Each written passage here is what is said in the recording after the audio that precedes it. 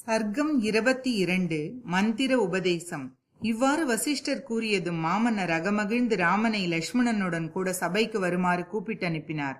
ராமன் மன்னரும் தந்தையுமான தசரதராலும் அன்னையினாலும் ஆசிர்வதிக்கப்பட்டார்.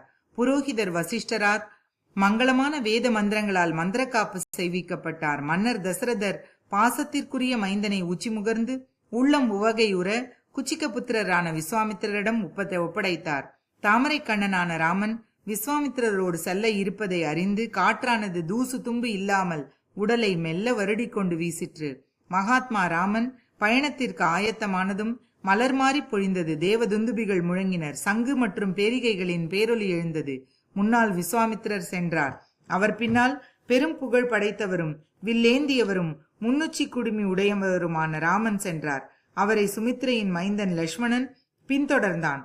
இருவரும் அம்புரா துணி அணிந்திருந்தார்கள். கையில் வில் தாங்கிக் கொண்டிருந்தார்கள்.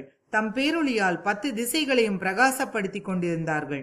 3 தலை படைத்த 2 நாகங்கள் போல சான்றோரான விஸ்வாமித்திரரை பின்தொடர்ந்து சென்றார்கள். மகிமை பொருந்தியவர்களும் வில்லேந்தியவர்களும் கவின்மிகு ஆடை அணிகளுடன் விளங்கியவர்களுமான அவ்விருவரும் அஸ்வினி குமாரர்கள் பிரம்மாவை பின்தொடர்ந்து செல்வதைப் போல சென்றார்கள்.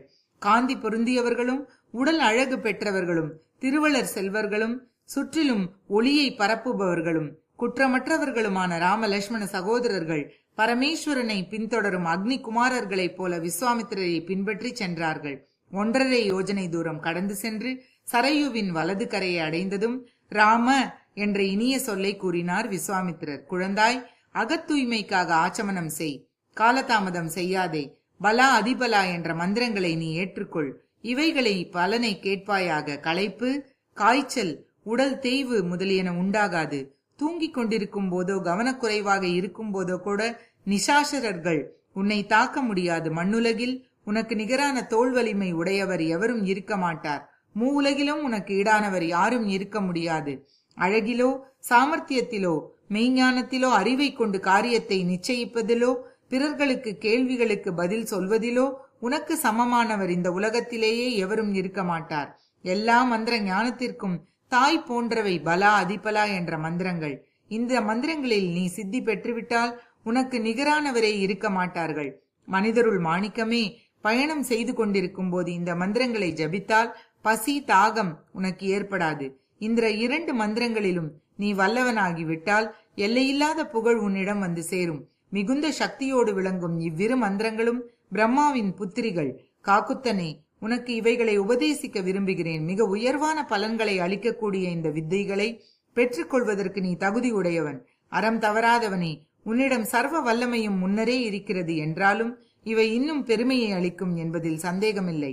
இவை என்னுடைய தவ வலிமையால் பெறப்பட்டவை. அதனால் கூடுதல் சக்தி பெற்றிருக்கின்றன. உனக்கு பல விதங்களில் உதவியாக இருக்கப் போகின்றன.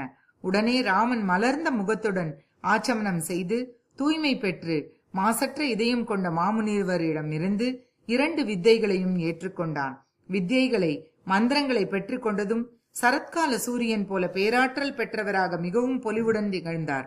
ஆச்சாரியருக்கு செய்ய வேண்டிய பணிவிடைகளை விஸ்வாமித்திரருக்கு செய்து சரையூ நதிக்கரையில் மூவரும் சுகமாக இரவை கழித்தார்கள். தசரத மாமன்னருடைய செல்வக்குமாரர்களான அவ்விருவரும் அவர்களுக்கு சற்றும் பொருந்தாத புல் படுக்கையில் ஒன்றாக உறங்கினார்கள். விஸ்வாமித்திரர் அவர்களை கொஞ்சி குலாவி மகிழச் செய்ததால் அந்த இரவு ஒரு நொடி போல ஆயிற்று. ஸ்ரீமத் வால்மீகி ராமாயணம் பாலகாண்டத்தில் 22வது சர்க்கம் முற்றிற்று.